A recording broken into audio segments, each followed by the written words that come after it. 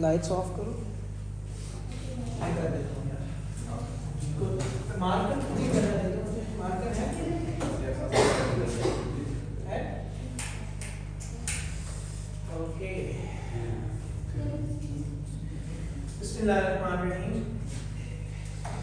Today our first topic from the AHN2 fourth semester और इसमें हम पढ़ेंगे soft tissue injury, fractures and amputations. ठीक है। Again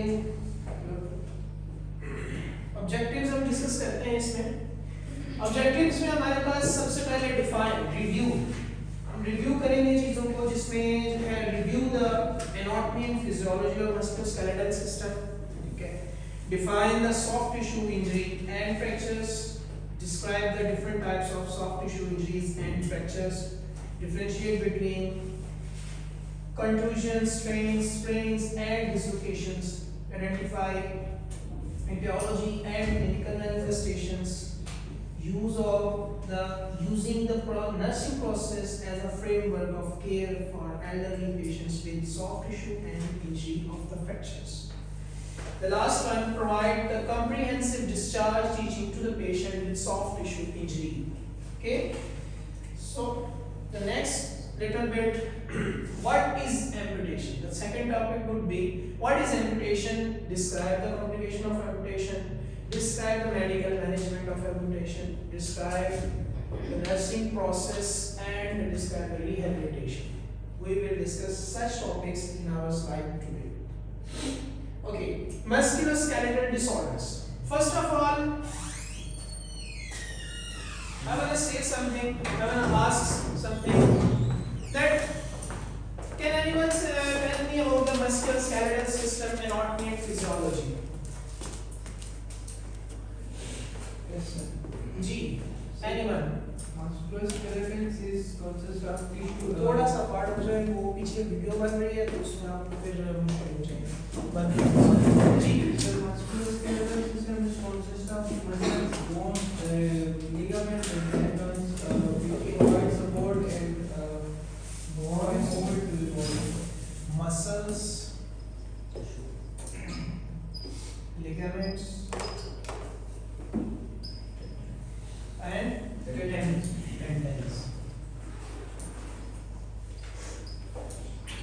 Okay, how many bones there are?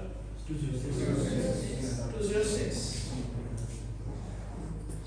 Muscles 625.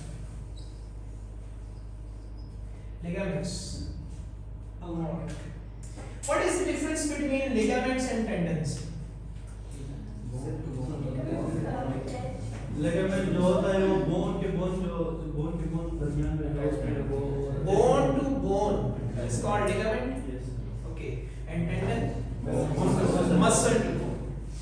That's more easy to understand. Anatomy हमारे पास review कर लें थोड़ी सी. Yes. Okay, what is the appendicular system?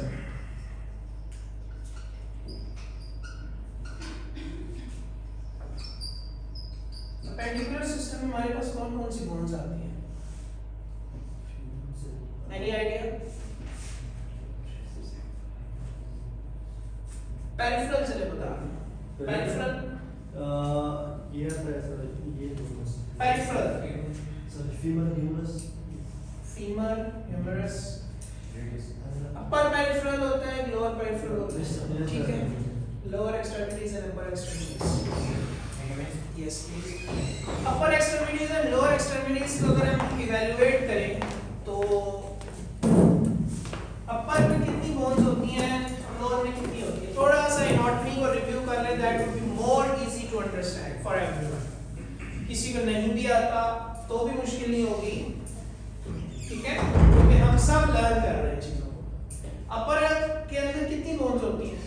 गिनो जरा, माइंड घुमाओ जरा। अपर में क्या क्या आता है? स्टार्ट कहाँ से होता है? 80 no total what अपर में 64 है okay अपर में 64 है और लोअर में 62 है, ठीक है, 126 टोटल होते हैं। अपर में ऐसी कौन सी बोन एक्स्ट्रा होती है, कोई आइडिया? फेलेंजीज में, फेलेंजीज ये है, फेलेंजीज में होते हैं ये किसी और जगह पे? ओके, ये किसी का नाम सुना?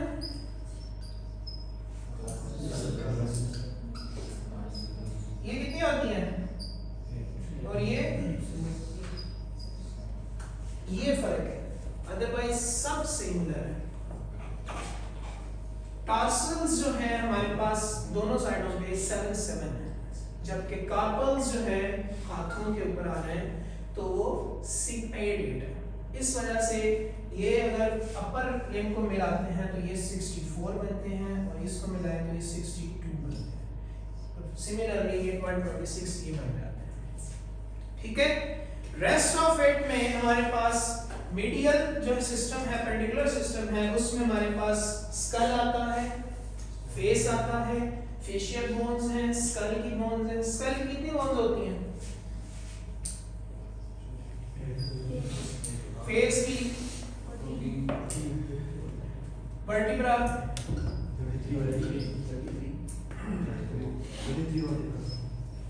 रिब्स और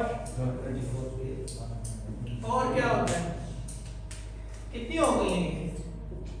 कैलकुलेट करें जरा।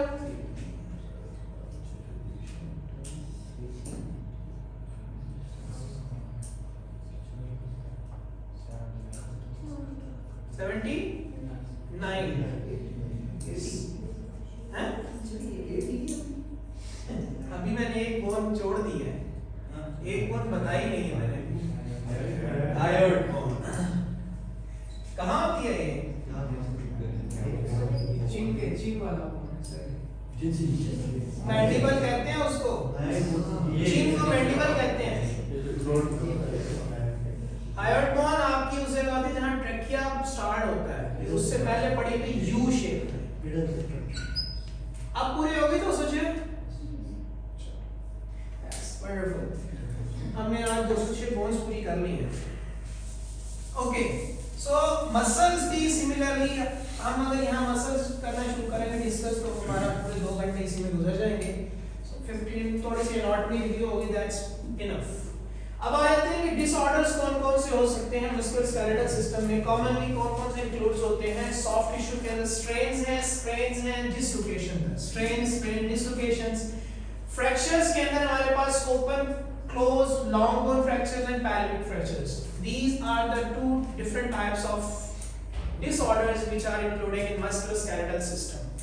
अब इसके अंदर आपके पास टोटली मसल इन्वॉल्व होते हैं, टोटली मसल्स, ओके। एंड इसमें हमारे पास बोन के फ्रैक्चर है, ये टोटली बोन के साथ इन्वॉल्व है। इसके अंदर आपके पास कंटूजन्स भी आएंगी, इसमें आपके पास जो है टेंडन की ब्रेकेज भी आ जाएगी, लिगामेंट्स की ब्रेकेज भी आएगी, बोन की ब्रेकेज भी आ सकती है, लेकिन ये स्पेसिफिकली आपकी बोन के साथ related fracture, okay. So next, tendons and ligaments. जिस तरह हमने ऑलरेडी डिस्कस कर लिया है कि टेंडन और लिगामेंट्स क्या होते हैं। मस्कुलोस्केलेटल सिस्टम एनाटॉमी में हमारे पास जो मसल्स हैं वो जब बोन के साथ जुड़ते हैं तो वो किसी स्पेसिफिक टेंडन की जरूरत वजह से जुड़ते हैं, उसकी बगैर नहीं जुड़ सकते, ठीक है। तो उसको हम मसल टू बोन कनेक्ट करता है, उसको हम हमेशा टेंडन कहते हैं। और लिगामेंट बोन टू बोन जो जुड़ा होता है उसको हम कहते हैं लिगामेंट्स, ठीक है। और अब मुझे ये बताएं दाऊद, पेटला के नीचे फीमर को टिबिया फिबुला से कौन सी चीज जोड़ती है?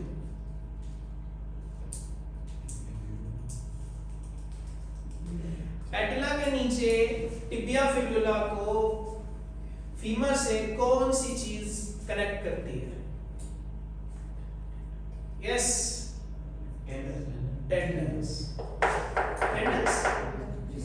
टेंडन्स, लिगामेंट्स, ठीक है।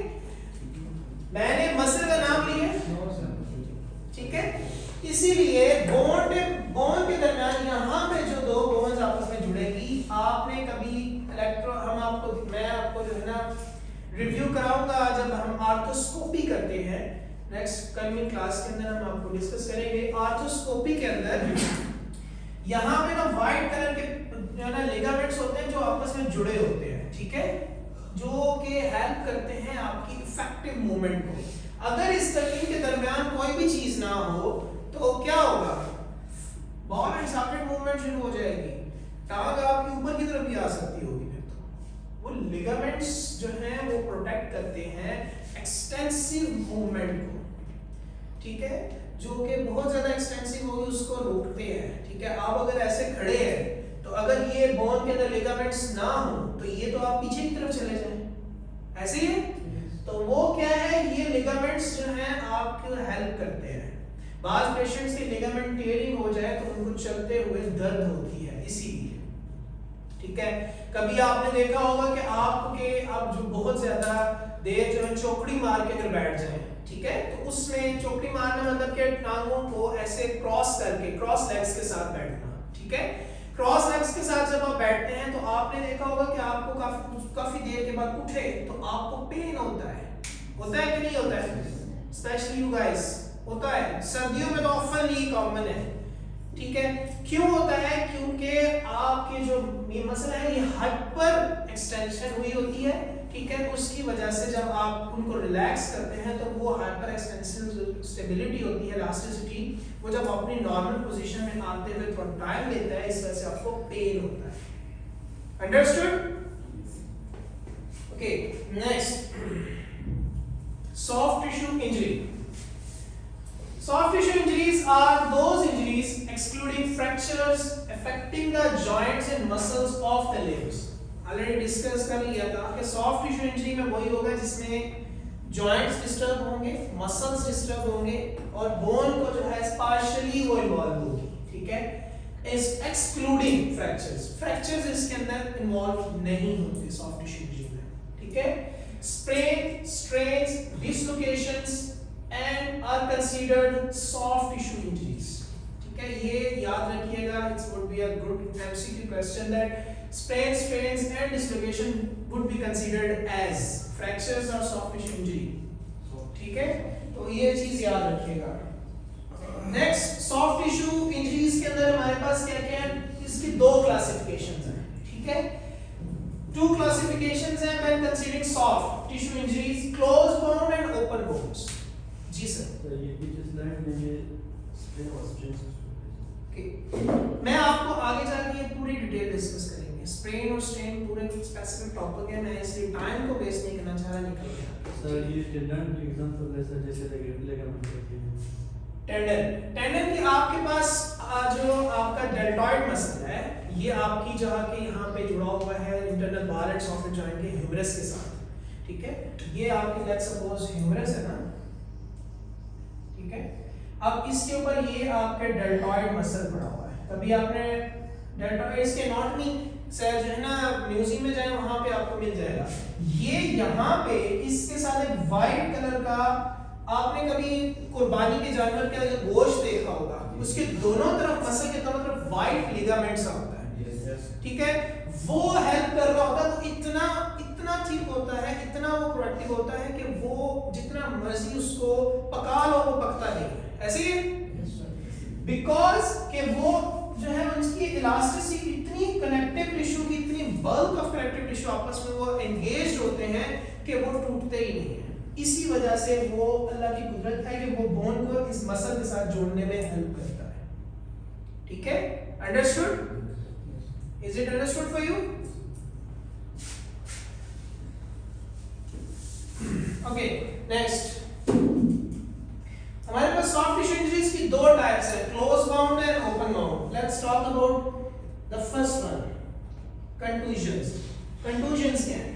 Small blood vessels ruptured and bleeding into the soft tissues is called as contusions. Whenever आपको कोई भी चोट लगती है या एक्सीडेंटली आप जो है किसी चीज से टकरा जाते हैं और आपको यहाँ पे ब्रूज सा बन जाता है, लेकिन पेन नहीं है, स्किन के ऊपर से कुछ नहीं है, लेकिन आपको इंटरनली स्किन के इंटरनल साइड के ऊपर वो पड़ा हुआ है, तो उसको हम क्या कहते हैं, कंटूजन्स कहते हैं। ठीक है, कभी किसी को लाइफ में ये चीज देखने को मिली हो अपने आप पे, किसी के साथ मिलती है? ऑफनली जो बहुत ज्यादा वाइट लोग होते हैं जिनके, उनको ये कंटूजन्स बहुत कॉमनली मिलते हैं, क्योंकि उनका जब वो गिरते हैं फौरन से उनको क्या होता है, पटिकिया बन जाता है और वो इस तरह की नजर आती है शेप। ठीक है, इसको कहते हैं कंटूजन्स। ठीक है, सिंपल चीजें हैं, मैं इसकी सिंपल करके थोड़ा सा स्लाइड्स को बड़ा किया है ताकि आपको आसानी हो डिस्कस करने में। स्ट्रेन्स क्या है? Overuse, overstretching of muscles, incomplete muscle tear, sudden pain, local tenderness. जब आप लोग जिम करते हैं, boys, whenever you are doing heavy weight lifting, उसमें क्या होता है कि आपके मसल्स स्पैज़म में चले जाते हैं। ठीक है, फॉर सॉफ्ट टाइम के लिए पेन भी होता है। ठीक है, उसको हम स्ट्रेन्स का नाम देते हैं। जिस तरह बहुत ज्यादा एक्सेसिव स्ट्रेचिंग कर दिया आपने, ठीक है, आपका ये पाउंड बहुत ज्यादा मैक्सिमम लेवल पे जाकर स्ट्रेच हुआ सडन, उसकी वजह से क्या होगा, इनकम्प्लीट मसल टियर हो गया है। हम जो है ना कहते हैं, जब भी आप किसी इस तरह का टियर होता है, मोच आना जिसको हम कहते हैं, मोच आना आइडिया है आप लोगों को? मोच आता है तो हम फौरन से जाते हैं, वो कहते हैं जी अंदर से इसका जो इंटरनल मसल है वो फट गया है, तो उसके लिए हम क्या करते हैं, उसको हील होने का टाइम देते हैं। आप चलना कम है, आपको जो है ना इसको हीट पैड देते हैं ताकि उससे वो पेशेंट उतनी जल्दी उसकी क्योंकि हीट देंगे मसल उतनी जल्दी ग्रो करके जुड़ने के चांसेस ज्यादा होंगे। ठीक है, इसको हम स्ट्रेन्स कहते हैं। ठीक है, सिंपली मोच आने वाला जो है और सिंपली मसल के टूटने के ज्यादातर ओवर स्ट्रेचिंग जिम में होने की वजह से। ठीक है, अब आगे आ जाते हैं स्प्रेन्स। ठीक है, अब स्ट्रेन्स देखें, स्ट्रेन जो था वो मसल इनटू मसल था, जो कि स्पेसिफिकली मसल के अंदर हो रहा है, जबकि स्ट्रेन जो है इन्वॉल्व करता है आपके टेंडन्स को, आपके लिगामेंट्स को, ठीक है, और आपके टेंडन्स को, दोनों को इन्वॉल्व करता है। और उसमें जब कोई भी जो है डिस्लोकेशन होती है उसको हम स्ट्रेन कहते हैं। ठीक है, लेट्स सपोज ये एक बोन है, ठीक है, और वो अगली बोन नेक्स्ट बोन के साथ उससे जुड़ना था। ठीक है, लेकिन यहाँ पे जो टेंडन था वो यहाँ से थोड़ा सा टियर हो गया है, यहाँ आपका जो मसल था वो जुड़ा था वो यहाँ से टियर हुआ है, उसको हम स्प्रेन कहेंगे, SPRAN, स्प्रेन्स। ठीक है, sprains involve the overextension of joint, usually with partial rupture of the ligaments. There may also be blood vessels, nerves and tendon damage, injury of the ligaments surrounding that joint that is caused by twisting motion. ठीक है, fingers, ankles and knees, बहुत ज्यादा इसके जो हम लोग जो क्या करते हैं, चटकते हैं, इनको उंगलियां चटकते हैं, उसकी वजह से भी एक्सटेंसिव करने की वजह से बाज दफा आपकी स्प्रेन्स हो सकते हैं। ठीक है, is it very simple it is. Next चलें, कोई कंफ्यूजन है किसी को? क्या कंफ्यूजन? ओके, हमने तीन चीजें पढ़ी हैं, कंटूजन्स, स्ट्रेन्स और स्प्रेन्स। कंटूजन जो है जब आपको कोई भी सडन चोट लगती है लेकिन कोई पेन नहीं है, इंटरनल खाली कोई वेसल रप्चर हुई है और उसने इंटरनली मसल के ऊपर कोई सिंपली ब्लैकेट बना दिया और वो आपको स्किन के ऊपर से नजर आ रहा है, उसको हम कंटूजन्स कहते हैं। ठीक है, स्ट्रेन्स जो है वो मसल की एक्सटेंसिव मूवमेंट की वजह से इलास्टिक मसल आपस में टूट जाना, जिम करते हुए इतना ज्यादा पुल अप किया कि वो एक्सटेंसिव मसल फट गया। जिम्नास्टिक्स जो होते हैं उनके ऑफन मसल फटे होते हैं, देखा होगा आपने, एनीवन? बहुत सारी पिक्चर्स, बहुत सारे इस तरह की न्यूज़ अपडेट्स होती हैं कि ही हैज डन हिज जो है ना मसल उसका फट गया for during the heavy weight lifting. ठीक है, वो एक कॉज है स्ट्रेन्स कहलाता है। ठीक है, स्ट्रेन्स क्या है, जब टेंडन, लिगामेंट्स एंड जो है आपके पास जो मसल्स हैं उनके जो बोन से ज्यादा कनेक्टिविटी थी या बोन इनटू बोन जो कनेक्शन था वो आपस में उनकी टीयरिंग हुई है, उसको हम स्प्रेन्स कहते हैं। अंडरस्टूड? कोई कंफ्यूजन अब? Okay, next, what are the possible signs and symptoms? Let's talk about the signs and symptoms. Sudden pain in the joint, loss of power and ability to bear weight, bruising, swelling, sight becomes standard, painful to palpate। ये sprains और strains दोनों में ये sign symptoms आपको मिलते हैं, ठीक है। contusion का कोई सिर्फ sign symptoms में सिर्फ उसकी bruising होती है, understood? ठीक है, सडन पेन होगा, loss of power, ability to bear weight, bruising, swelling, site becomes tender, painful to palpate होगा। अंडरस्टूड? सिंपल है, कोई इतने वो नहीं है। आप खुद को इमेजिन करो, जिंदगी में हर किसी को कभी ना कभी चोट लगी होगी, मोच आई होगी, ऐसा नहीं है कि ना हो। खेलते कूदते बचपन में जरूर होता है ये चीज, ऐसे ही है। उसमें अपने पॉइंट्स ऑफ अपना माइंड आइडिया को एडजस्ट करें कि मुझे उस वक्त क्या क्या चीजें हुई थी, फौरन आपको सारे साइन सिम्टम्स मिल जाएंगे, ठीक है। अंडरस्टूड? नेक्स्ट है ट्रीटमेंट क्या होगी। इसकी ट्रीटमेंट में हमारे पास हमने एक मिमिक बनाया था, राइस, ठीक है। Rice, rest, immobilise, cold, elevate, हमने ये मिमिक बनाया था राइस। इसकी ट्रीटमेंट है स्प्रेन्स और स्ट्रेन की। राइस रेस्ट दें, इमोबिलाइज कर दें, कोल्ड जितना हो सकता है करें और एलिवेट करें। First 24 to 48 hours is necessary to make it cold, क्योंकि आपके जब लिगामेंट्स टियर होते हैं तो उनकी ब्लड सप्लाई हो रही होती है, लिगामेंट टियर होंगे, देयर इज अ चांस वहां ब्लड वेसल्स थी वो भी टियर हुई होगी, ऐसे ही है ना।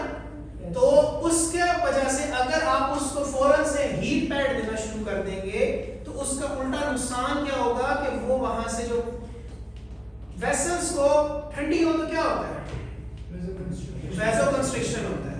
अगर हीट दी जाए तो वैसोडाइलेशन होगा, अगर वैसोडाइलेशन बार-बार होगी तो वहां पे स्वेलिंग हो जाएगी, क्योंकि वहां पे बहुत ज्यादा एक्स्ट्रा सेलुलर जो फ्लूइड है वो ब्लड जो है वहां एक्यूमुलेट हो रहा होगा। तो पहले 24 to 48 आवर्स वेन को अपने आप को रिपेयर होने में, न्यूट्रोफिल्स और डब्ल्यूबीसीज को वहां पहुंचने में, उसको रिपेयर करने में लगते हैं। तब तक हमने उसको कोल्ड जो है रखना है, कोशिश करनी है उसको ठंडा रखना है।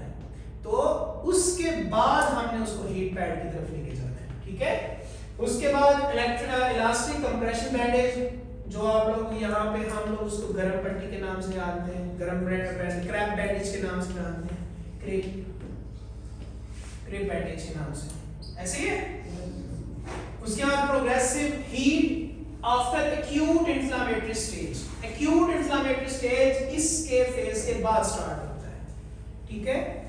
24 to 48 आवर्स के बाद एक्यूट इन्फ्लेमेटरी फेज शुरू होगा, इन्फ्लेमेटरी फेज शुरू होगा, तो उसी के बाद हम लोग उसको हीटिंग पैड पे लेके जाएंगे। सर उसको जी हीटर के लिए हम उसको वैसोडाइलेट करेंगे ना, हीट नहीं देंगे, हीट से बदलता है। देखो, पहले कोल्ड, पहले उसको हमने ठंडा करना है, क्योंकि अगर कोई कंट्यूजन या सॉरी स्प्रेन या स्ट्रेन हुआ है तो उसकी वजह से वहां पे पॉसिबल है मसल टियर होगा, तो मसल के अंदर से सारी वेसल्स है, वेसल्स पे टियर होगी, ठीक है। ब्लड वेसल सर्कुलेट कर रहा है, ब्लड सारा, अगर तो आप स्किन ऊपर से बिल्कुल इंटैक्ट है तो उसका क्या नुकसान होगा कि इंटरनल इंट्रा स्किन जो होगी वो सारी की सारा ब्लड जो होगा एक्यूमुलेट होकर वहां स्वेलिंग करेगा, ठीक है। अगर आप उसको फौरन कोल्ड देंगे, कोल्ड पैड दे देंगे, तो वो क्या होगा, वैसो कंस्ट्रिक्शन होगी और फौरन से जितना भी ब्लड होगा वो ब्लड वेसल्स होंगी कंस्ट्रिक्ट हो जाएंगी और आपको पेशेंट को पेन भी कम होगा और साथ में वहां पे जो ब्लड है वो एक्यूमुलेट भी नहीं होगा, ठीक है। लेकिन इन्फ्लेमेटरी फेज के फौरन बाद हीटिंग जरूरी है वहां पे, अदरवाइज आपका मसल नहीं जुड़ेगा आपस में, उसको टाइम लगेगा, उतना डिले होता जाएगा, इन्फ्लेमेटरी फेज के बाद डिले होता जाएगा, ठीक है। उसके बाद प्रोग्रेसिव एक्सरसाइज 2 to 5 डेज के लिए मना कर देनी है उसको, उसके बाद स्प्लिंटिंग करनी है। स्प्लिंटिंग का तो आइडिया होगा, स्प्लिंट ओके, स्प्लिंट हम आगे पढ़ेंगे। स्प्लिंट से मुराद ये जो हम लोग बांधते हैं ना, स्लिंग्स जिनको कहते हैं, इनको हम बेसिकली, इसका जो मेडिकल नेम है ये स्प्लिंट है, स्प्लिंट बांधना, या जो क्रैप बैंडेज की जा रही है, या उसको इमोबिलाइज करना, उसको उसके नॉर्मल पोजीशन में ला के छोड़ देना ताकि वो कोई और मूवमेंट ना हो सके, उसको हम कहते हैं स्प्लिंट। ठीक है, उसके बाद पेन मैनेजमेंट में एनसेड्स और नॉरकोटिक्स भी दी जा सकती है। ठीक है, ये इसकी ट्रीटमेंट थी। अब नेक्स्ट यहाँ पे हमारे पास स्प्रेन्स, स्ट्रेन्स, कंटूजन्स खत्म हो गई है। किसी को कोई क्वेश्चन है तो डिस्कस कर सकता है।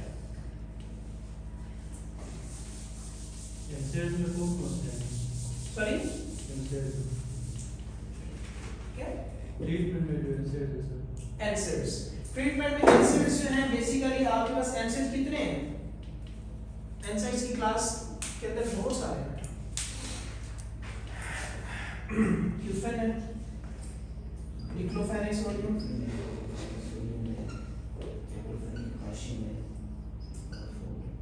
यही पोटेशियम में ले लो। ठीक है, उसके बाद ऑर्फिनल पैरास्टामोल है, एंटीपायरेटिक्स में भी आता है, एनसेड्स में भी आता है। ठीक है, पैरास्टामोल के साथ में ऑर्फिनल इंसिट्रेट आता है। बहुत सारे हैं। एनसेड की क्लास में जाओ, मेड्सकेप में आपको मैंने ऑलरेडी बताया हुआ है, वहां हर चीज एनसेड लिखे हैं, आपको हर क्लास मिल जाएगी वहां पे। नॉरकोटिक्स में आपके पास 7-8 है, फेंटानिल है, मॉर्फिन है, उसके बाद आपके पास मेथाडोन है, ये सारे के सारे वहां अवेलेबल है। ठीक है, तो वो डिपेंड करता है आपके पेशेंट की जो पेन थ्रेशोल्ड है वो कितना है, हम उस हिसाब से उसको देंगे। ठीक है, नेक्स्ट हमारे पास है सबलुकेशन एंड डिसलोकेशन।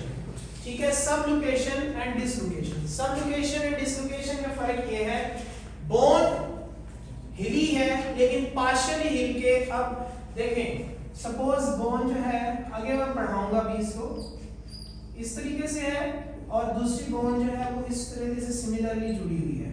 ठीक है, लेकिन वो सबलुकेशन के अंदर बोन जो है नीचे वाली हट के सबलुकेट हो गई है, पार्शियली सबलुकेट हो गई है, तो यहाँ पे आ गई है,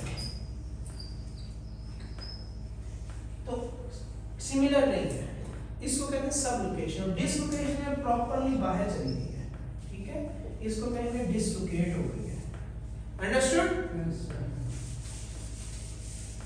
now let's talk about subluxation. सबसे कॉमनली आपको सबलुकेशन मिलती है यहाँ पे, an incomplete or partial dislocation of joint, example vertebra। Vertebral जो लोकेशन होती हैं, सब लोकेशंस होती हैं, वो इस तरह की होती हैं कि आपको देखा होगा कि चलते हुए ओल्ड पेशेंट्स के अंदर जब बहुत ज़्यादा देहाती इलाके के अपने लोग देखे हुए, बहुत ज़्यादा जब वजन उठाते हैं तो उनको उनकी कमर जो है दर्द निकल आती है, तो वो फिर जब उनका सीटी करवाया जाता है या एमआरआई वर्टिब्रा का होता है, पता चलता है जी उनकी जो L5 या S1 है वो आपस में सिमिलर नहीं है, सब लोकेट हो चुकी है। आगे एग्जांपल मैंने सिंपल आपको दे दी है, ये क्या होगा, सब लोकेशन होगी, आपको नजर आ रही है। देखें ये नॉर्मली इस तरीके से है, ठीक है, नॉर्मली है, इसका ये देखिए बेंडिंग बहुत ज्यादा आने की वजह से ये सब लोकेट हो चुकी है, जिसकी वजह से आपको पेन फील होगा, या नर्व जितनी भी है वो पार्शियली उसके साथ एंगेज है और नर्व की वजह से आपको पेन फील हो रहा है। ठीक है, डिस्पल्स इज अनदर थिंग, लेकिन उसको हम कंसीडर कर सकते हैं, सिनोनिम के तौर पे ले सकते हैं, लेकिन सब लोकेशन जो है हम इसको मेडिकल टर्म में सब लोकेशन ही स्पेसिफिकली इसका नाम दिया गया है। डिस्बल्जन, तो डिस्बल्ज में क्या होता है बेटा, कोई भी चीज का जो ना ट्विस्ट हो जाना, डिस्बल्ज हो गई, बल्ज कर गई। ठीक है, लेट्स सपोज आपका जिस तरह हम कहते हैं ना कि वो नॉर्मली हम कहते हैं मसल स्पैज्म हो जाना, या पंजाबी में कहते हैं नाड़ पे नाड़ चढ़ जाना, मसल का मसल के ऊपर ट्विस्ट कर जाना, उसको हम डिस्बल्जन कहते हैं। ठीक है, लेकिन ये जो है सब लोकेशन ऑफ बोन है, वो this bulging would be considering the muscles, bulge कर गई है, ट्विस्ट हो गई है चीज।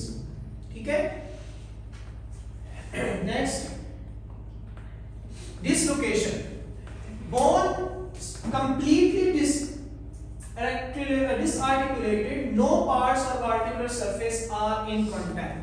हमने ऑलरेडी डिस्कस कर लिया, सब लोकेशन भी पता चल गया, बोन के मैंने आपको ड्रॉ करके बता दिया कि बोन सेपरेट किस तरह होगी और डिसलोकेशन क्या होगी, इसकी डिसलोकेशन के कॉजेज क्या होते हैं. Congenital, present at the birth, trauma, spontaneous और पैथोलॉजिकल. कंजेनिटल के अंदर हमारे पास बहुत सारे जो है प्रेजेंटेशन एट द बर्थ आते हैं. बाज़ दफा हम लोग निकालते हुए बेबी को जब हम डिलीवर कर रहे होते हैं उस दौरान सडनली जब हम ट्विस्ट करते हैं बच्चे को तो उसकी जो है डिसलोकेशन डेवलप हो जाती है. ओके, यहाँ भी एक और क्वेश्चन राइज होता है. Can anyone tell me that how many bones in a baby? 306 और 300. एडल्ट में 206 है और फीमेल में 3 बेबी में 306 है. 300 नहीं है? कंफर्म है? ओके, पर मैंने जो पढ़ा है वो 300 पढ़ा हुआ है. सही है. अच्छा, प्रेजेंटेशन एट बर्थ के ऊपर जो कंजेनिटल एनोमलीज बहुत ज्यादा होती हैं. आपने देखा होगा एक बच्चा था, मैंने उसकी कंजेनिटल एनोमलीज तो बहुत सारी हैं. एक बेबी पैदा हुआ, ही वाज मैं उसको एनेस्थीसिया पेशेंट को दिया हुआ था ना, उसका बेबी पैदा हुआ, बेचारा जो था ना वो कंजेनिटल एनोमली थी. ही वाज बाय बर्थ जो था वो एक्सपायर था, ठीक है, पैदा होने से पहले ही. लेकिन उसके बाजू नहीं थे और उसकी टांगें कुछ यूं हुई हुई थी. ये उसकी पोजीशन थी जब वो निकला था. कंजेनिटल एनोमलीज ये डिसलोकेशंस डेवलप करती हैं. ठीक है, ये क्या है? कंजेनिटल डिसलोकेट चीजें हैं. पैदा होते ही उसकी जो प्रेजेंटेशन ही ऐसी है कि डिसलोकेटेड है. आपने देखा होगा कुछ बच्चे पैदा होते हैं पांव मुड़े होते हैं, वो तो कॉमनली है, वो तो बहुत कॉमनली मिलता है देखने को. ठीक है, वो क्या है? वो पांव जो मुड़े होते हैं वो भी एक डिसलोकेशन का पार्ट है. डिसलोकेशन का एक स्पेसिफिक पार्ट है. ठीक है, ट्रॉमा होना, ट्रॉमा की वजह कोई सर्जरी कोई एक्सटेंसिव जो है कोई कार हिट हुई है, कोई इस तरह का एक्सटेंशन, भागते दौड़ते आप गिरे हैं, उसकी वजह से पूरी की पूरी बोन जो है डिसलोकेट हो गई है, तो वो स्पॉन्टेनियस और पैथोलॉजिकल. आप ऑस्टियोआर्थराइटिस या ऑस्टियोमायलाइटिस के अंदर क्या होता है कि जो लिगामेंट्स और टेंडन्स होते हैं वो प्रॉपर्ली कनेक्ट नहीं हो रहे होते, क्योंकि ऑस्टियोमायलाइटिस के अंदर मसल्स जो है वो कनेक्ट नहीं होते. तो बोन जो है जब आप मूवमेंट करते हैं तो फौरन से वो बोन लिगामेंट को छोड़ के बाहर निकल आती है. ठीक है, this is also a cause of dislocation. तो उसमें क्या है? वो पैथोलॉजिकल है. ठीक है, स्पॉन्टेनियस और पैथोलॉजिकल है, कोई कॉज है जिसकी वजह से सडन हो रही है. और बाज दफा तो बच्चों में आपको बहुत कॉमनली ये चीज मिलती है. बाद बच्चों में तो स्पॉन्टेनियसली हो जाती है. क्यों होती है उनकी डिसलोकेशन? क्योंकि आपने फौरन से किसी अब्रप्टिव पोजीशन में उसको उठाया, बाजू ऐसे निकल गए. होते हैं ऐसे, इसलिए कहते हैं कि बच्चों को बड़े प्यार से उठाएं, वरना वो उसकी बाजू, ये बाजू निकल जाता है, फलां बाजू निकल जाता है. वो क्या है? पैथोलॉजिकल स्पॉन्टेनियस है. ठीक है, बच्चों की जो है ना इतनी कनेक्टिव टिश्यू की इतनी परमेबिलिटी नहीं होती है, तो वो फौरन से डिसलोकेट होने के चांसेस ज्यादा होते हैं. साइन एंड सिम्टम्स क्या हो गए इसके? विजिबली डिफॉर्म्ड और out of the place, swollen or discolored, painful, may have some temporary paralysis of the injured limb, change in the length of extremity.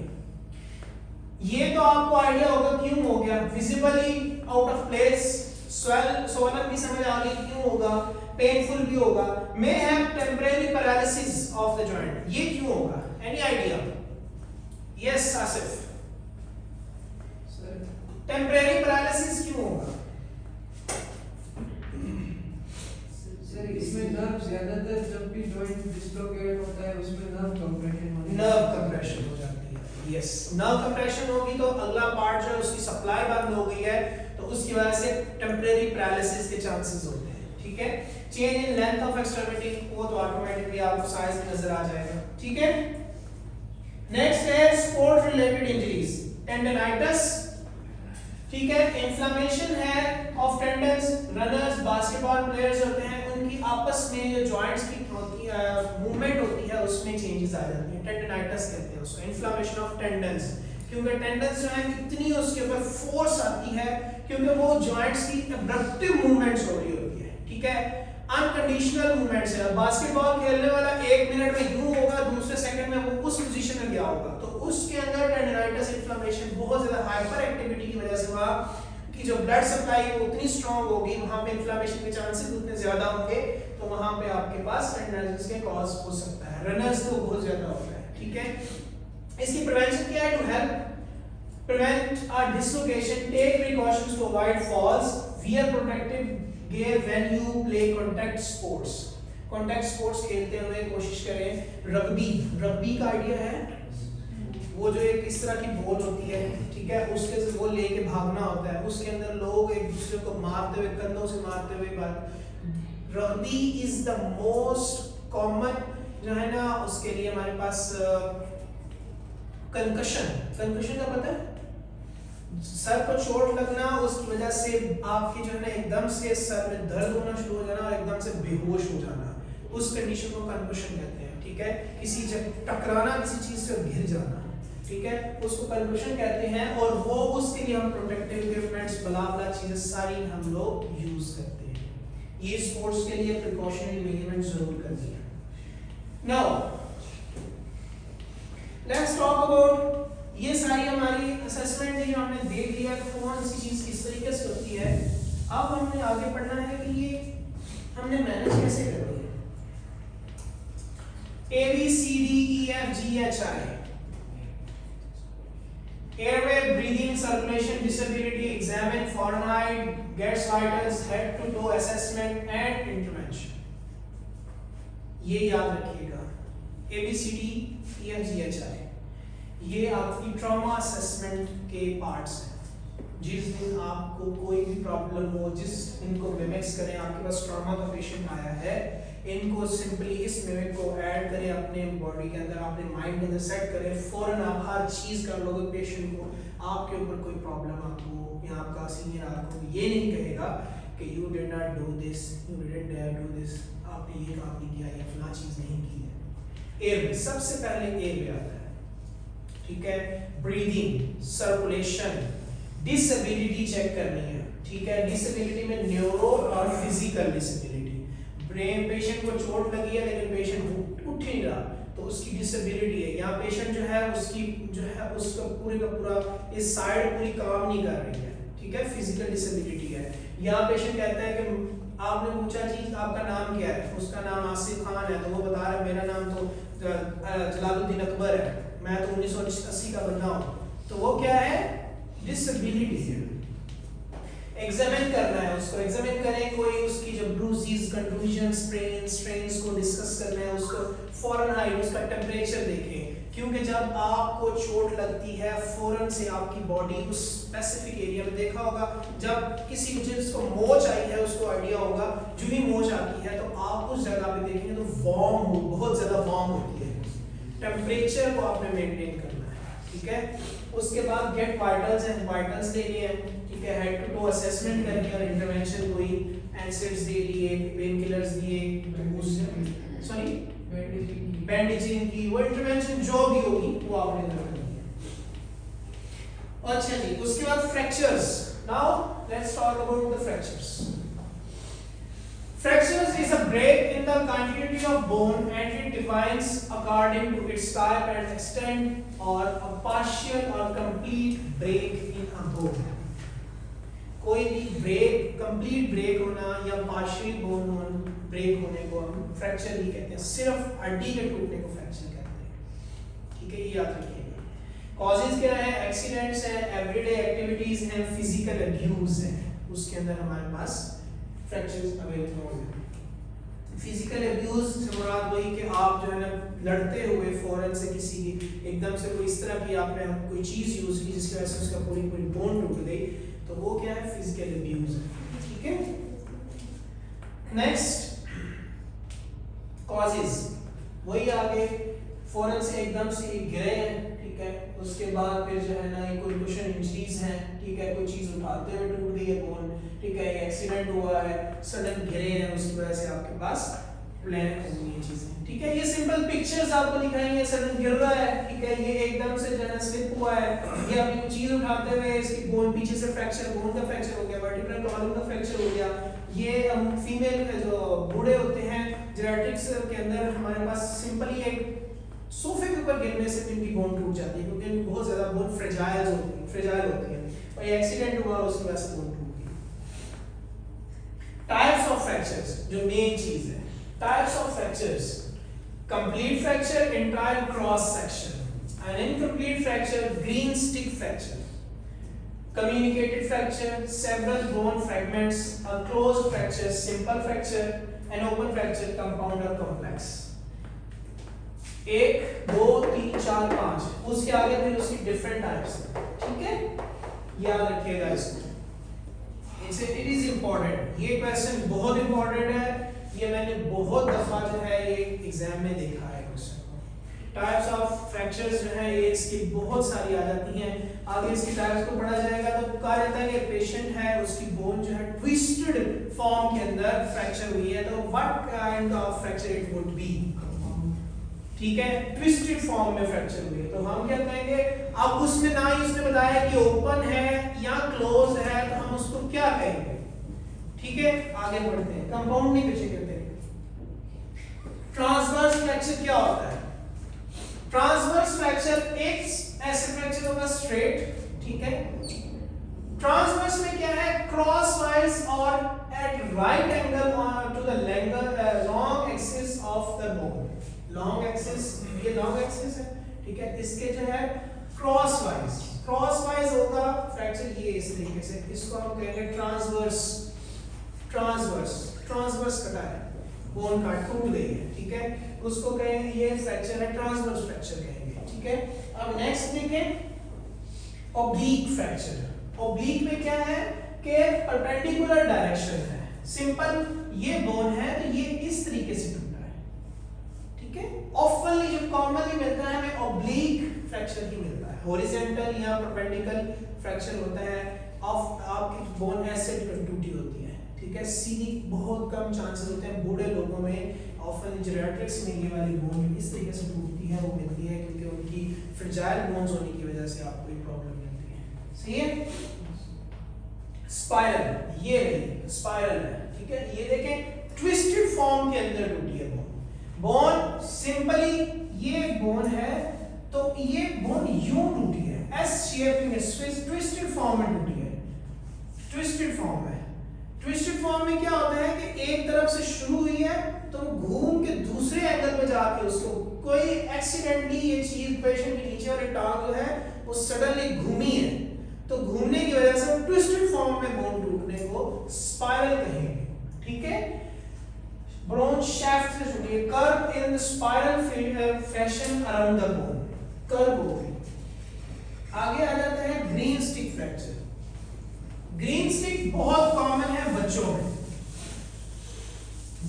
Green stick fracture बहुत commonly मिलता है, और इसका बेसिकली होता क्या है, ये पार्शियली नहीं टूटी, कभी आपने कोई लकड़ी जो अभी तोड़ी हो दरख्त से और उसको कभी तोड़ा है, और उसकी छोटी छोटी मूंछें निकल आती हैं, ठीक है, इस तरीके से मूंछें निकल आएंगी। ये अगर हमने सपोज है इसको हम ट्विस्ट करते हैं तो छोटी छोटी ऐसी ऊपर वाले लेयर की मूंछें निकल आएंगी, ऐसे होता है ना, इस को कहते हैं ग्रीन स्टिक इंजरी।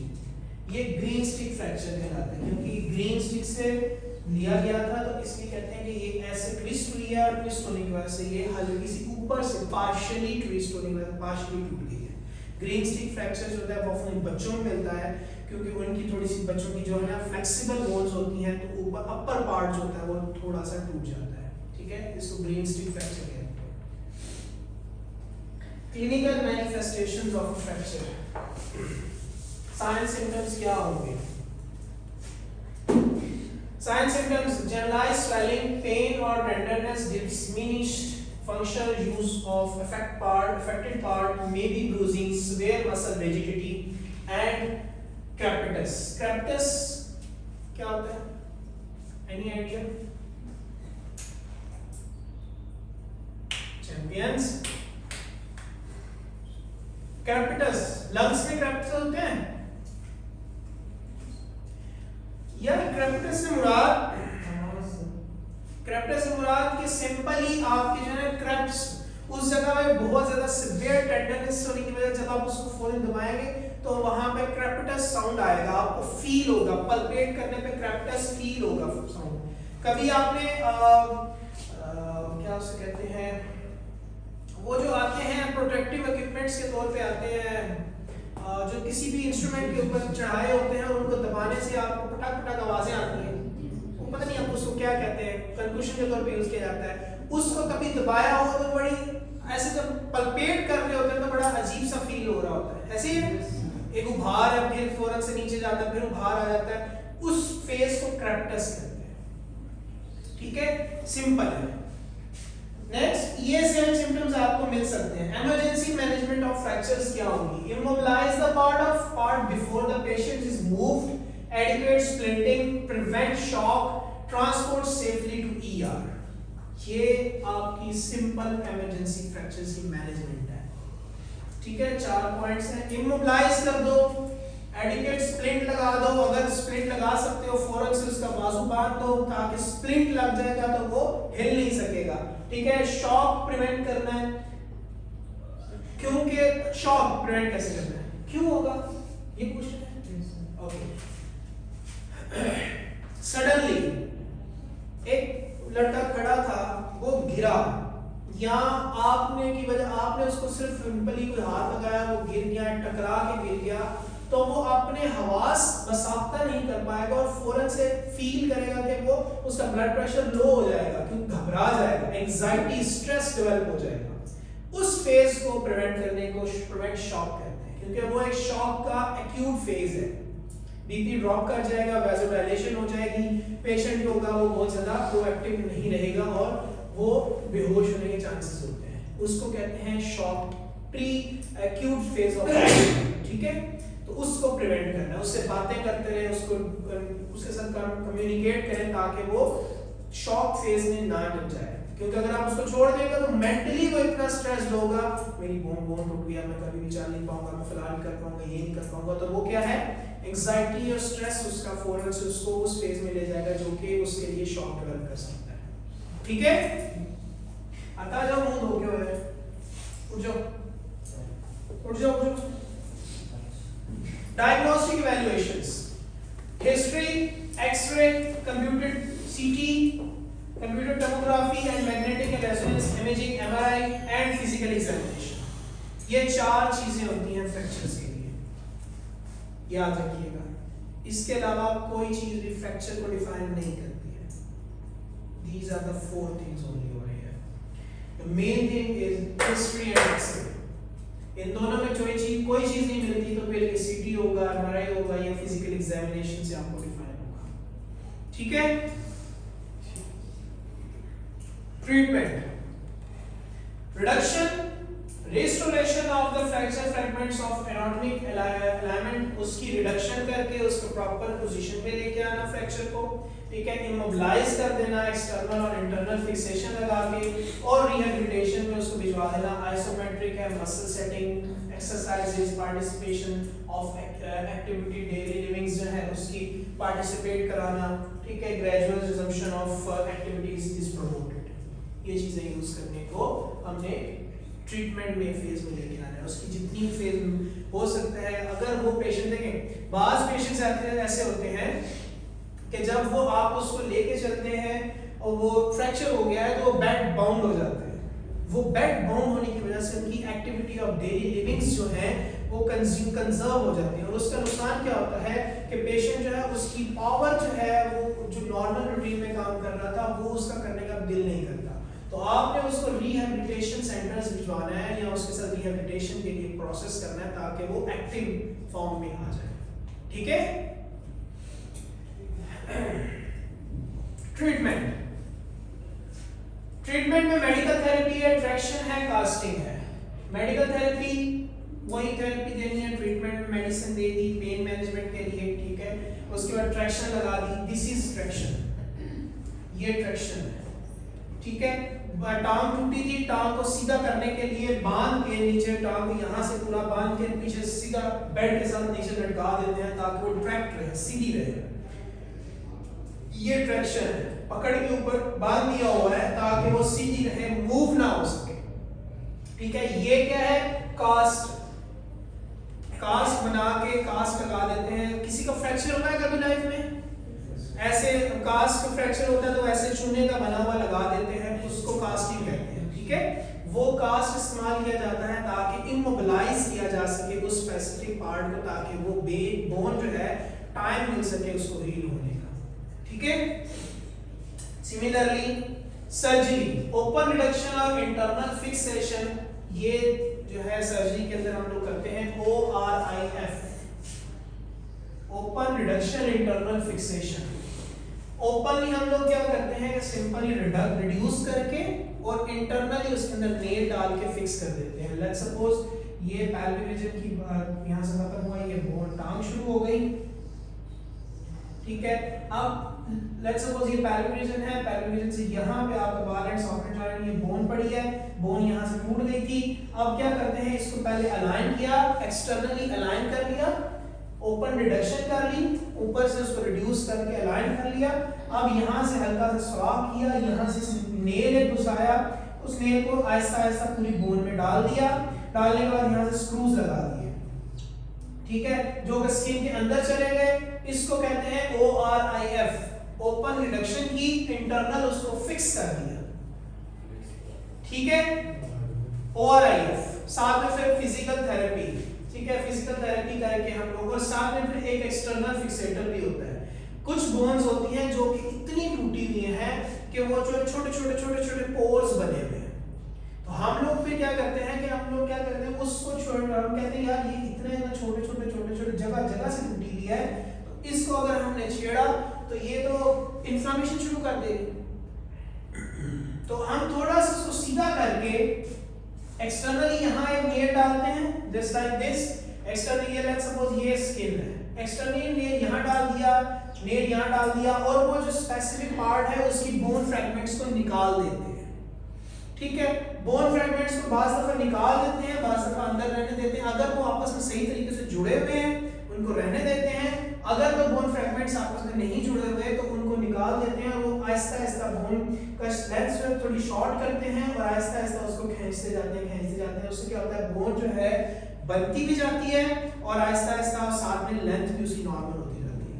ठीक है, एक्सटर्नल फिक्सेटर को इसलिए यूज किया जाता है। ठीक है, अंडरस्टूड?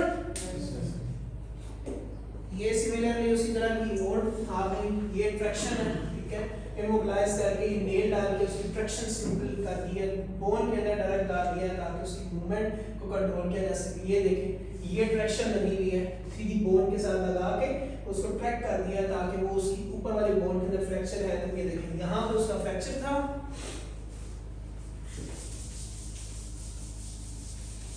यहाँ पे उसका फ्रैक्चर था, ये वाला बाल एंड सर्कल के एज के ऊपर, तो उसको सीधा करने के लिए ट्रैक्शन लगा के सीधा कर दिया ताकि वो उसको कोई प्रॉब्लम ना और अलाइन रहे पेशेंट की बोन। और वो बोन ऐसा फ्रैगमेंट है जो खुद ब खुद ऑटो हील हो जाती है चीजें, तो हमने सिर्फ अलाइन करने की जरूरत है चीजें खुद ब खुद। कुछ पेशेंट होते हैं जिनमें हम लोग सर्जरीज नहीं कर पाते, तो उनमें हम लोग ये वाले ट्रैक्शन स्ट्रेट करके लगा देते हैं और पेशेंट की एक स्पेसिफिक टाइम के बाद बोन्स खुद ब खुद हील होना शुरू हो जाती है। ठीक है, नेक्स्ट है factor that affect the bone healing. Bone को हील करने का हमने पढ़ लिया कैसे होगी, उस पे कौन-कौन से फैक्टर्स हैं इफेक्ट करते हैं। इमोबिलाइजेशन, पेशेंट की मोबिलिटी को हमने जो है ना स्पेसिफिक कोशिश करना है कि रिड्यूस करना, जितनी भी मोबिलिटी है उसको कहना भैया लेटे रहो, ना चलो फिरो, ना दौड़ो, नुकसान होगा।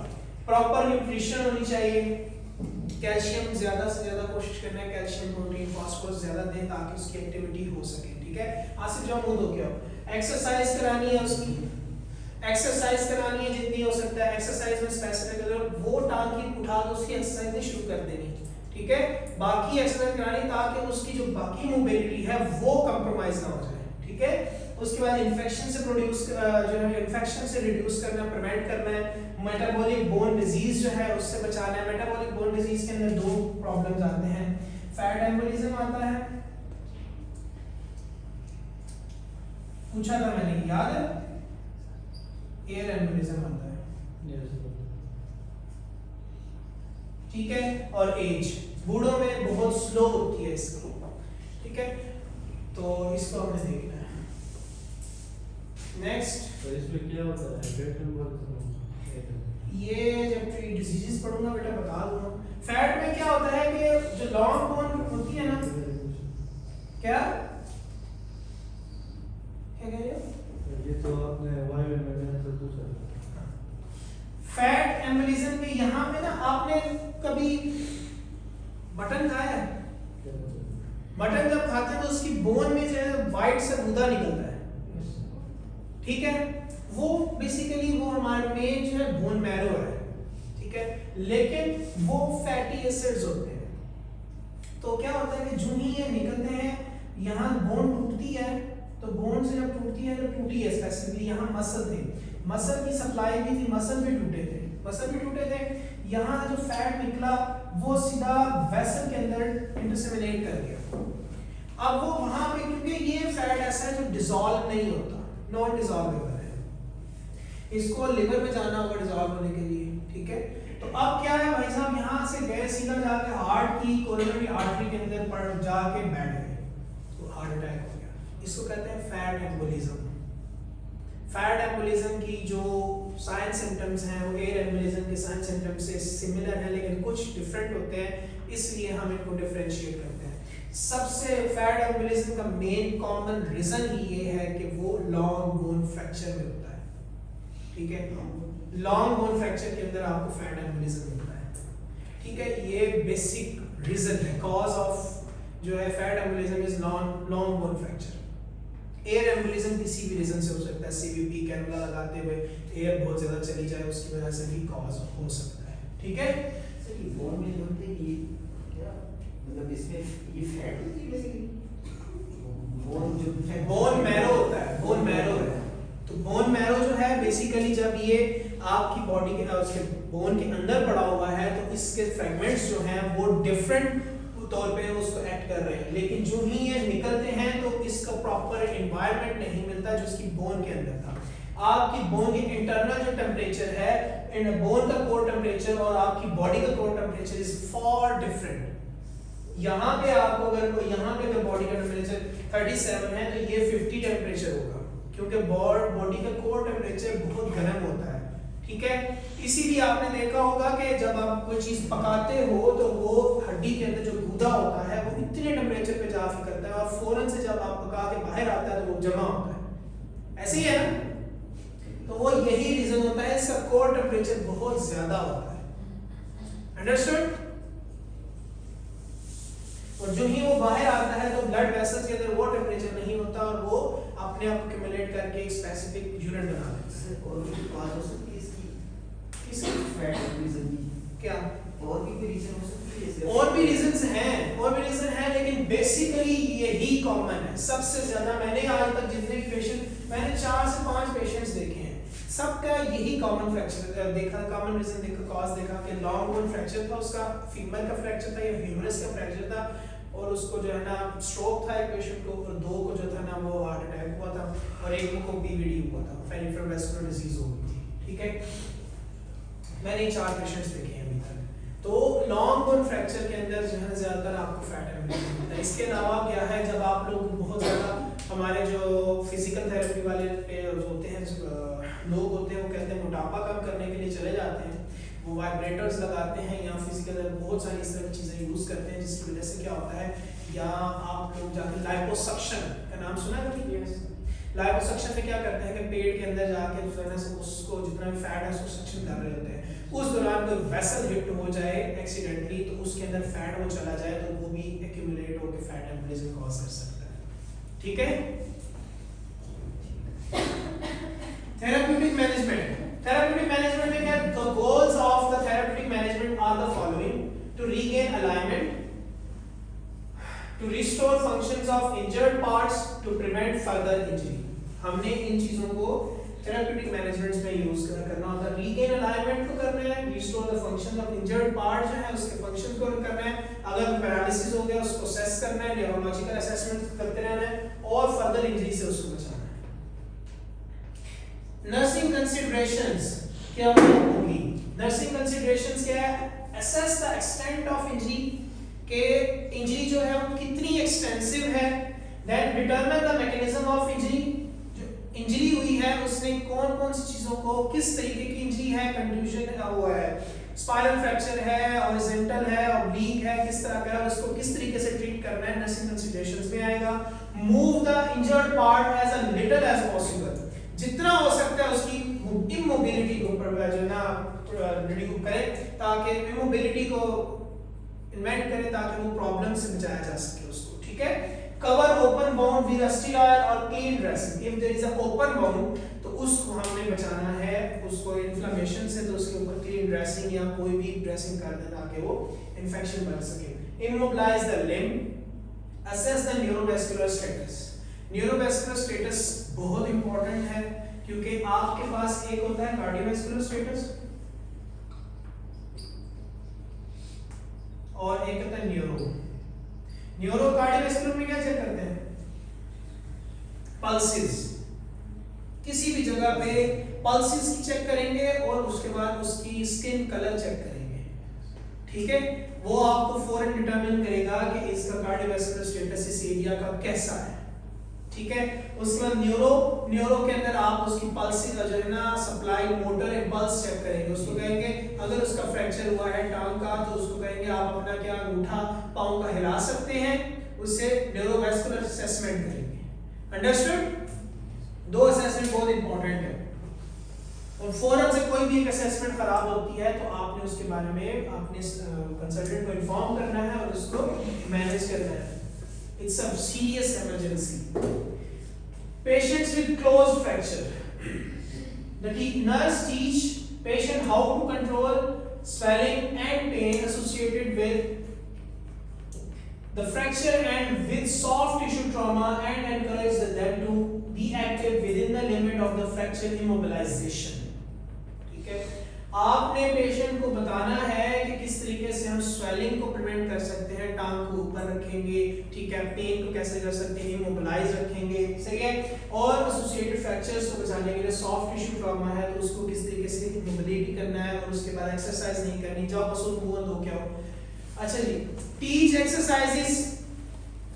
exercises to maintain the health of unaffected muscles, to increase the strength of muscle needed for transferring and for the using assistive devices, crutches, walkers, special utensils। crutches का आइडिया है क्या होती है? बिसाखियां, ठीक है, वॉकर वॉक करने वाला use करते हैं, और स्पेशल यूटेंसिल्स जो हम केन यूज करते हैं, छड़ी, ठीक है। तो वो हमें उसके बारे में उसको बताना है कि आपने अपनी मोबिलिटी रखनी है लेकिन दूसरे पार्ट को कोशिश करना है कि अनअफेक्टेड को जो है जो अनअफेक्टेड है उसकी मोबिलिटी एक्सरसाइज जरूर करना है, ठीक है। उसके बाद teach patient how to assistive devices कैसे यूज करते हैं, teaching the include self care, medication, information, monitoring for potential complications and need for continuing health care supervision. आपने ये करना है, ठीक है। नर्सिंग केयर है, सिंपल नर्सिंग केयर में क्या क्या आएगा? पेशेंट विद ओपन फ्रैक्चर्स में क्या है, वो क्लोज फ्रैक्चर थे, ये ओपन फ्रैक्चर्स हैं, ठीक है। Prevent the infection of the bone, soft tissue injury and bone and promote healing of soft tissue and bone, wound care, irrigation, rest and sterile gauze. The nurse elevate the extremity to minimize the edema to prevent from the complication. Oedema को कम करना है क्योंकि open fracture होगा तो वहां पे swelling उतनी ज्यादा होगी, उतना ज्यादा वहां पे एक्स्ट्रासेलुलर फ्लूइड ज्यादा एक्यूमुलेट होगा, तो उसको करने के लिए आपने क्या करना है? एलिवेट करना है लीड को। नर्सिंग कंसीडरेशंस क्या है कास्ट केयर की? अगर कास्ट लगाई है हमने एक को उसको लगा दी है, कास्ट बन दी, कास्टिंग कर दी है, तो किस तरीके से before the cast is applied, the extremities are checked for any abrasions, cuts in the skin. कोई अब्रेशंस है तो उसको हमें असेस करना है, कोई प्रॉब्लम है तो उसको असेस करना है, कोई वुंड है तो उसको बताना, इन्फॉर्म करना है कि इसकी ड्रेसिंग कैसे की, उसकी प्रॉपर ड्रेसिंग करके देन कास्ट लगानी है। ठीक है, protect the cast with a large plastic bag during bathing, उसको बताना है कि भाई बाथ के नहाते हुए इसको प्रिवेंट करना है वरना ये खराब हो जाएगा। स्किन केयर कैसे करनी है, क्योंकि उस कास्ट के नीचे हमेशा इचिंग बहुत ज्यादा होती है। ठीक है, उसको कैसे प्रिवेंट करना है। ठीक है, सर्कुलेशन चेक कैसे करते हैं, अगर आपके बाजू पे कास्ट है तो आपने जो है लगाने के बाद उसके नेल पेंट्स, नेल बड्स को चेक करना है कि उसके अंदर सर्कुलेशन प्रॉपर हो रही है कि नहीं हो रही है। ठीक है, उसके बाद एक्टिविटी, उसकी उंगलियां मूवमेंट करा के देखनी है। होम केयर में उसको सारी चीजें यही दोबारा बतानी है। ये कास्ट कौन से फ्रैक्चर के लिए है? कास्ट के लिए बच्चे वो हर फ्रैक्चर्स के लिए जो कि इंटरनल, जिनको हम इंटरनली फिक्स नहीं कर सकते और वो खुद हील हो सकते हैं, जिस तरह के टिबिया फिबुला का फ्रैक्चर हो गया, ह्यूमरस का फ्रैक्चर हो गया। ठीक है, उसमें हम कास्ट कर देते हैं। ठीक है, अगर तो जो है ना फीमर का फ्रैक्चर है तो हम लोअर लिम्ब की कास्टिंग करते हैं ताकि इमोबिलाइजेशन जितनी होगी उतनी जल्दी वो ठीक होगा। ठीक है, ऑफनली हम लोग लिम्स की कास्टिंग करते हैं। ठीक है, splint, a splint is a partial cast. ठीक है, splint are often used for initial treatment of fractures. A splint is a long narrow slab of plaster or fiberglass applied with the elastic wrap or tape. ठीक है, a slab does not completely encircle the limb, which allows for some expansion due to tissue swelling. Casting जो splint है उसको ये partial होती है, इसके जो है हम ट्रीटमेंट में क्या यूज करते हैं कि इनिशियल ट्रीटमेंट है फ्रैक्चर की, कोई सिंपल जो है ग्रीन स्टिक इंजरी है तो उसमें हम लोग कास्टिंग को यूज करेंगे।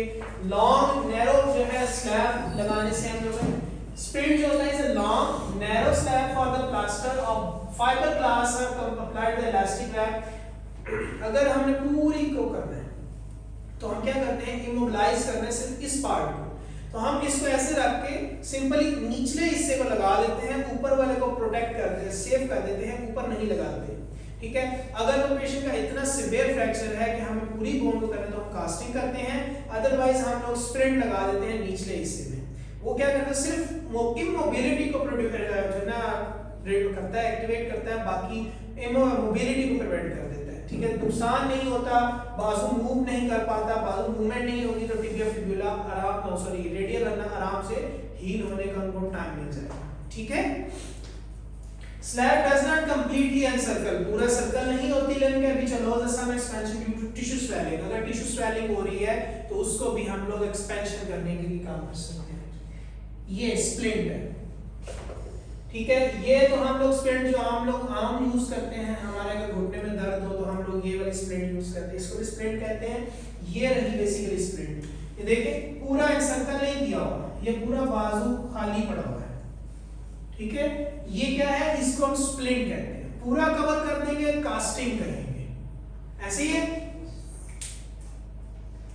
नेक्स्ट स्लिंग, स्प्लिंट, कास्टिंग और sling. Sling, it provides sufficient support for many shoulder and elbow fractures. The weight of the arm pulling downward helps to keep many shoulders fractures well aligned. ये होता है splint. Sling. ये होता है sling. हम basically इसमें क्या कर रहे हैं, शोल्डर की अलाइनमेंट को करने के लिए सिर्फ उसका गर्दन के साथ बांध दिया है ताकि उसकी शोल्डर मूवमेंट को हमने प्रिवेंट करना, क्योंकि अगर बाजू होता तो स्प्लिंट की जा सकता है, बाजू हो तो हम लोग इसको वो जो है कास्टिंग कर सकते हैं, फ्रैक्चर लिम्ब का फ्रैक्चर होगा। अगर इस तरह का होगा तो हम उसको स्लिंग लगाएंगे। ठीक है, ताकि उसकी जो जॉइंट की मूवमेंट है उसको प्रिवेंट करें, उसको हीलिंग का टाइम लगेगा। ये स्प्लिंट जो है हमारा स्लिंग यूज करेंगे।